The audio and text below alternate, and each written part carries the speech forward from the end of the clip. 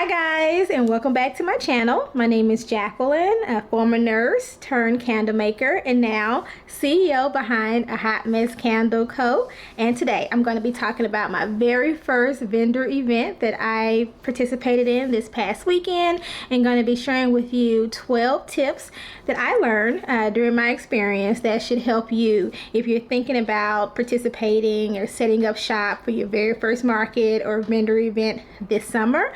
Whether you're a candle maker, jewelry maker, or a baker, whatever your creative niche is, make sure you take notes. This video is definitely going to help you be successful at your very first or your next pop-up event.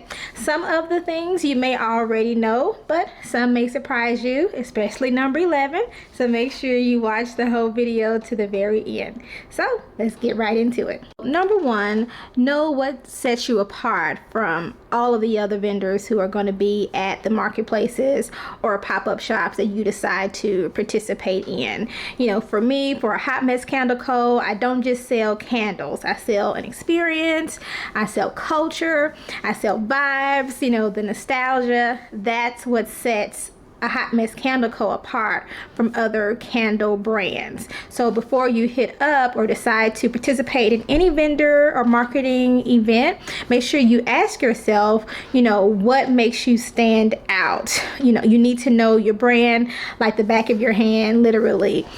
For me, it's fragrance, right? It's home decor. It's Black pop culture. So I know that I wanted my booth to stand out in those ways, to actually have a voice, to actually speak to the customer before they even sniff one of my candles or wax melts. Number two, do your research before deciding to participate in any vendor pop-up, you know, market event. Be sure to go to Google, go to ChatGTP and look up local, regional, statewide, and sometimes even, you know, national events that align with your brand. For me, for A Hot Mess Candle Co., this first pop-up event just happened to be during a Juneteenth celebration. And if you know my brand, if you know, you know, right? Juneteenth was the perfect time to launch A Hot Mess Candle in the vendor marketing sector for the first time, right?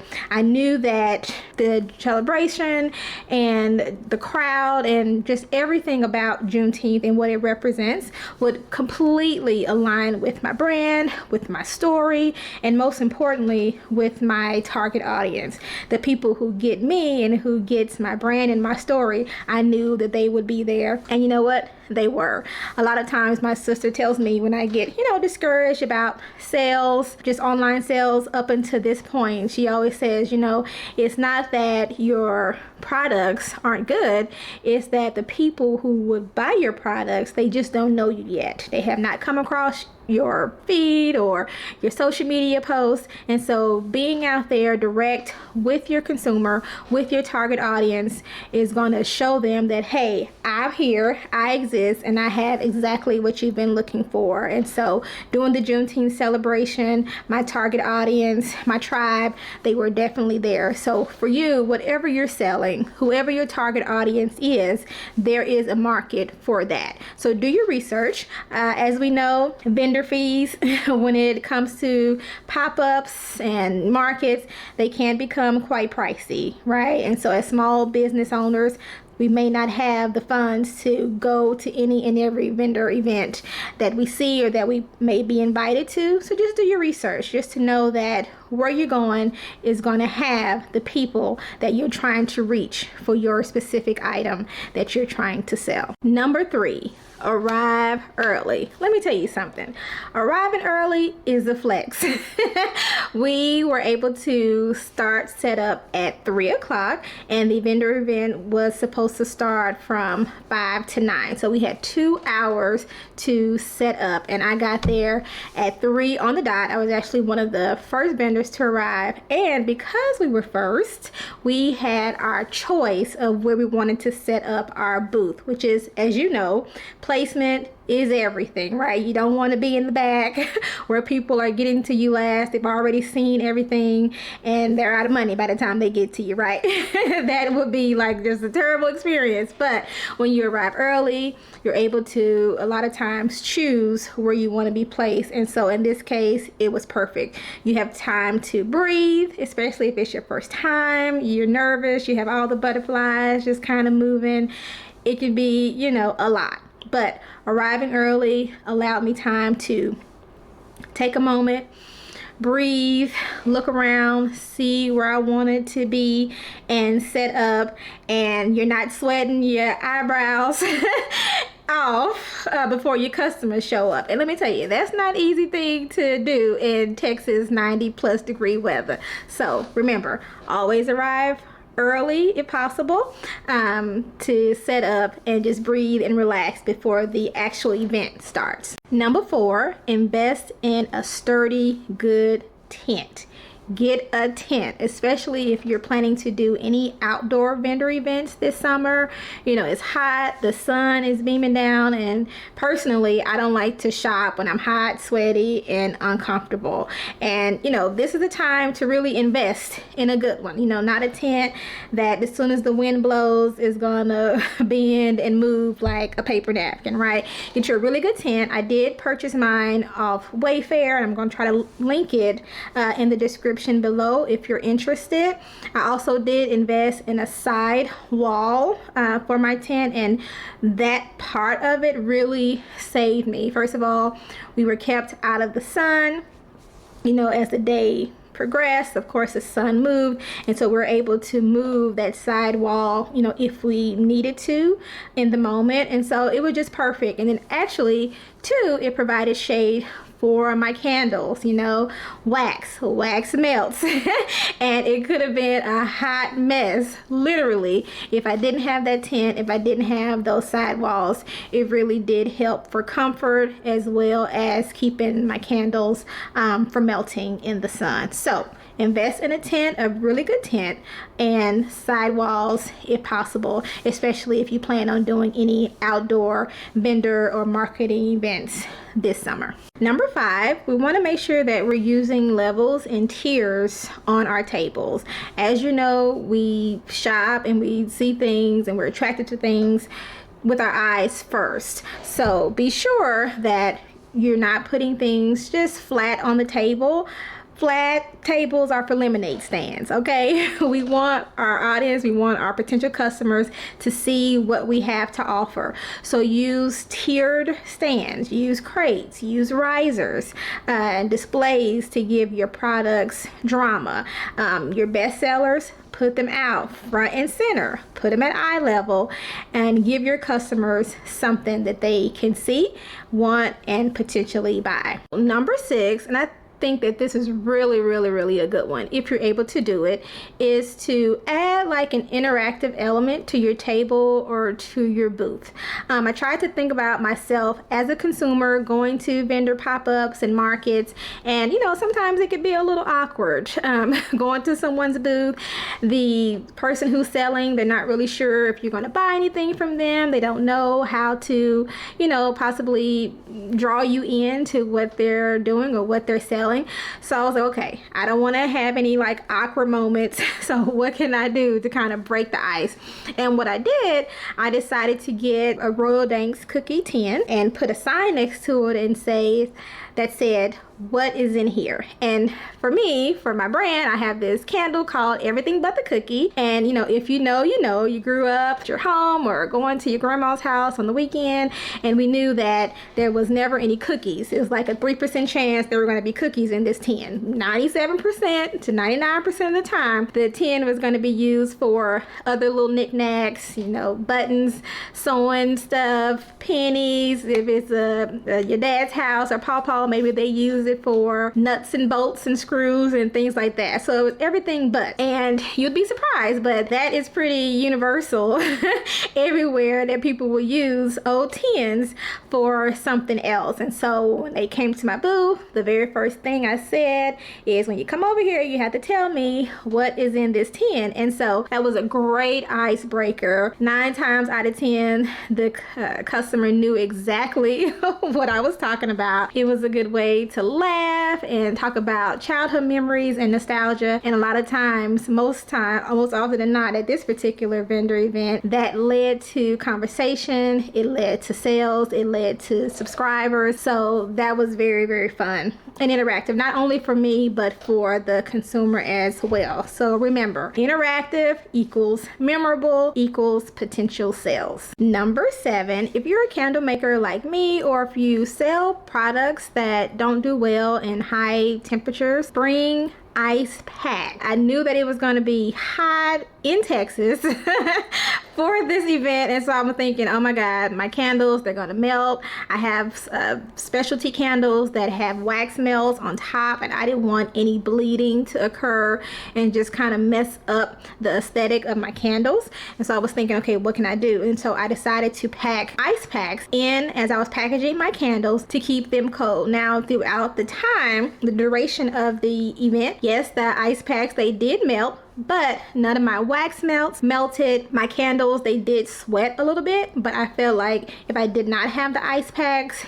it could have been, you know, so much worse. If you are a candle vendor and you've been to and you participated in vendor events during the summer, please leave me a comment. Let me know how you were able to survive those high temperatures and keep your candles in the best condition. I was thinking next time maybe I will pack my candles with the ice, yes, but then ice packs, but then also like put them in coolers. I'm thinking, I don't know. They're just kind of throwing some ideas out there. But again, if you're a candle maker and you know how to keep candles from sweating or melting for outdoor vendor events, please let me know. We're all here. I'm not gatekeeping. We're all here to learn from one another and to be successful and do better for the next time. So I am open to any and all suggestions. Number 8, have your POS or point of sales system ready to go. You want to make sure that when your customer, when they picked out what they wanted to purchase and they're ready to buy, that process goes smoothly.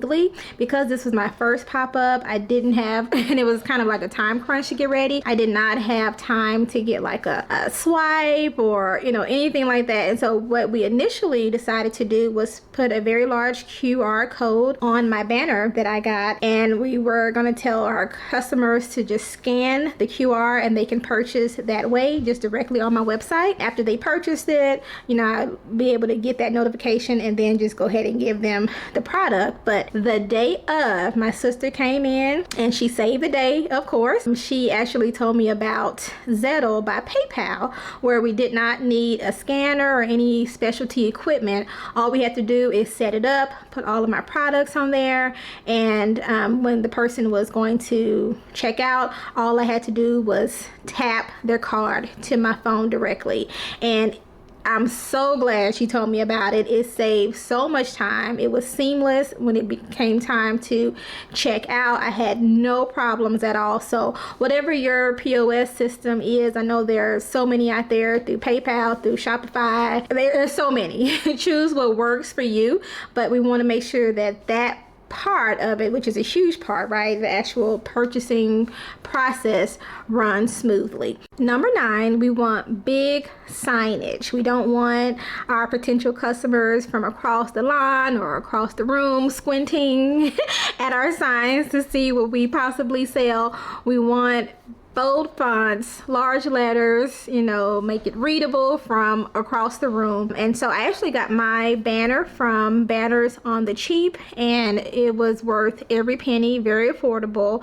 And I feel like it totally was able to tell my potential customer what I sold, what I provided to my customer base, and I feel like it really helped to draw people in. And then you can also get your QR code put on the banner as well. And so when when anybody would buy anything from me, or even if they just came to visit my booth, I did have them scan that QR code, and so they were able to then go in and sign up for the newsletter. And as we all know, email marketing is so important to any business, especially small business. So be sure to invest in a very nice banner, sign, poster, you know, whatever you decide to do as a creative, but make it big, make it bold, make it readable, something that's going to draw your potential customer to your table or to your booth. Number 10, we want to promote on our social media pages. You know, if you don't post it, how they don't know what you're doing? So be sure to post as early as possible, right? Get the hype going, get the momentum going, show behind the scenes, you know, what you're going to be bringing to the vendor or marketing event, post countdowns, get people excited about what you have coming. And, you know, by the time you get there, you set up, you have folks coming in, and it's a good feeling to hear, oh, I saw it, your post on Instagram, or I saw it on TikTok or LinkedIn, and that's why I came today. So be sure, post what you're doing on your social media pages, and boom, you have built-in traffic on the day of the vendor event. Number 11 was quite surprising actually, and that is dress the part. You are the face of your brand. No one else is going to represent your brand and the voice that you have and the message that you're trying to convey to your potential customer more than you. Normally, just me personally, Jacqueline, I dress very bold, a lot of colors, a lot of funky prints, vintage. A lot of my clothes are thrifted, so I have the opportunity to really express my creativity through my clothes. And so really I'm just dressing for me, right? And dressing how I want to present myself to the world. But at the pop-up, so many people came to my booth, came to my table based off of what I had on. Several ladies came over, they were like, oh, I really like your pants, or, you know, those glasses that you have on, where did you get them from? And so that in itself was an icebreaker. That was a way for me to talk to the consumer, you know, let them know where I purchase things, and those conversations 90% of the time led to a sale. So show up as your authentic self. Again, you are the face of your brand. Show up the way you want the world or your potential customer to see you, and you just never know. It may turn into sale and lifelong customers. Number 12, invite your people, invite your friends, invite your family to come out to support what you're doing. Your family and your friends, they want to see you be successful. They want to see you win. They're on this journey with you, so invite them on the journey. For me personally, you know, coming from a very long, successful career as a nurse, and then transitioning to candle making and home decor at the age of 40, you know, it was scary. It was daunting to go to my family and tell them what I wanted to do and what I wanted to pursue, but they were so supportive, and they have been since I've launched my company. For this particular pop-up, my mom and my sister came to help me set up. They helped talk to people. They helped bring people in. It was great. You know, they were my voice when I didn't have a voice, you know, depending on the situation. And interesting story, there was a young gentleman who came to my table, and he was kind of on the fence about which candle he wanted to purchase. He said he wanted to buy one candle, and my sister talked him up to buying two. So your family, your friends, they're there for you, and most of the time they are your best sales people. Invite them on the journey. I know you thought I was dumb, but I'm going to give you a bonus tip, and that is help other vendors if at all possible. I never would have imagined me coming into this situation, this new environment for the first time, and that I will be able to help someone else. After I had set up my table, I had my tablecloths down and all of my products on the table, and one of the other vendors came over and said that she left her tablecloth at home and asked me if I had an extra one. I did not have an extra one, so what I did was just take one from my table and gave it to her. You know, it didn't make my booth, my table, the aesthetic look any different.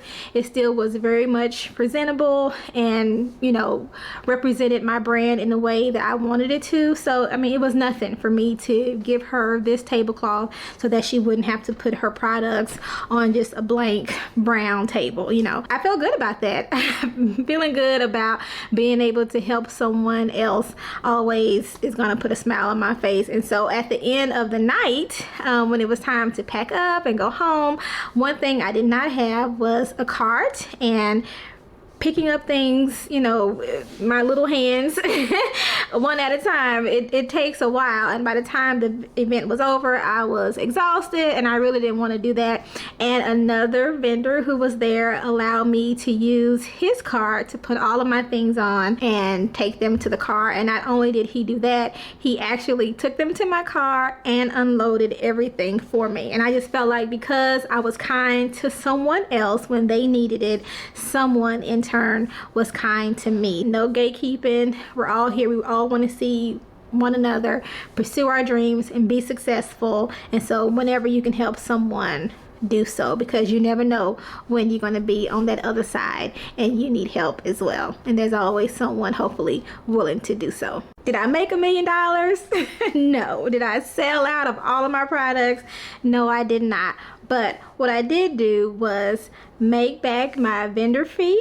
I made a profit. I was able to connect with some potential customers, make some sales, meet some dope entrepreneurs, and most importantly, I did it. I have a sense of accomplishment. That fear that I had about going out and being one-on-one with my customer base, you know, is gone. Now I can go into my next vendor event full of confidence, knowing what to do, what not to do, what to improve upon, so that the next time it'll go even more smoothly than this time. If you've been nervous about your first vendor event, it's okay. Just breathe. The tips and the information that I provided in this video is going to help you be prepared, ready, show up as your authentic self to present what you have, which is special and one of a kind, to the rest of the world and to your target audience. Even if it's chaotic, even if it's Texas 90+ weather outside, even if it's messy, show up. They're waiting for you and they can't wait to receive whatever you have to offer. If you're a seasoned vendor, small business owner, and you have tricks or tips or information about how to be successful this vendor season, please, by all means, leave information and comments down in the comment section.